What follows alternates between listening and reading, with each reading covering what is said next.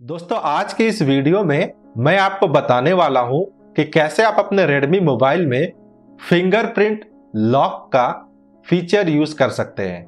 दोस्तों इस वीडियो को देखें आप पूरा, ताकि आपको मैं बताने में सक्षम रहूं कि कैसे आप स्क्रीन लॉक के बजाय या तो पैटर्न लॉक या फिर पासवर्ड लॉक के बजाय फिंगरप्रिंट लॉक, जो कि सेफेस्ट ऑप्शन है अपने मोबाइल को सुरक्षित रखने के लिए किसी अदर पर्सन से, आप इस फीचर का इस्तेमाल कर सकते हैं। तो दोस्तों इस वीडियो को प्लीज आप पूरा देखें। नमस्कार दोस्तों, माई सेल्फ गोविंद, स्वागत है आप सबका टेक बुकलेट यूट्यूब चैनल पे।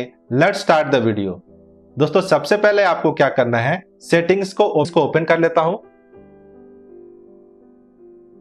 दोस्तों ओपन करने के बाद आपको नीचे आना है। नीचे आपको एक ऑप्शन मिलेगा लॉक स्क्रीन एंड पासवर्ड का, आपको इस पे क्लिक करना है। क्लिक करने के बाद आपको पहला ऑप्शन मिलता है ऐड फिंगरप्रिंट, आप इस पे क्लिक कर लें। क्लिक करने के बाद अगर आपने अपने मोबाइल पे पैटर्न लगाया है तब तो आपको यहाँ पे पैटर्न अपना एंटर करना पड़ेगा, और अगर आपने पासवर्ड लगाया है, न्यूमेरिक पासवर्ड लगाया है, मतलब नंबर का डिजिट का पासवर्ड लगाया है, तो आपको वो डालना पड़ेगा। दोस्तों फिंगरप्रिंट लॉक का इस्तेमाल करने के लिए इन दोनों चीजों में से आपका एक चीज मैंडेटरी है। क्यों दोस्तों?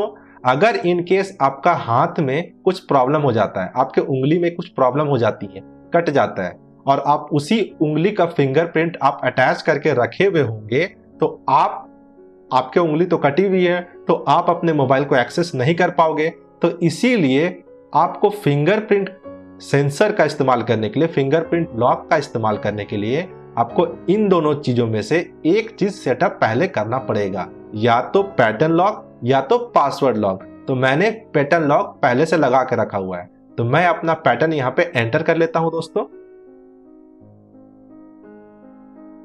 एंटर करने के बाद दोस्तों आपको यहाँ पे सिंबल में दिखाई दे रहा होगा कि आप अपने मोबाइल के पीछे तरफ आपको एक सेंसर है, उसके ऊपर आप अपनी उंगलियां रखें, किसी एक उंगली को, जिस उंगली का आप पासवर्ड सेटअप करना चाहते हो, जिस उंगली को आप फिंगरप्रिंट लॉक के रूप में सेटअप करना चाहते हो। तो मैं क्या करता हूं, एक उंगली को यहां पीछे तरफ रखता हूं। आप देखोगे जैसे ही मैं उंगली को प्रेस करूंगा, एक यहां पे सिंबल बन जाएगा, फिर से हमें उंगली को प्रेस करना है, फिर से सिंबल बनेगा, फिर से रखना है, फिर से सिंबल बनेगा।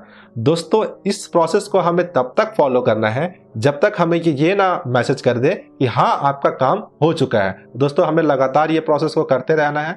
तो फिर से हमें एक प्रोसेस को करते रहना है।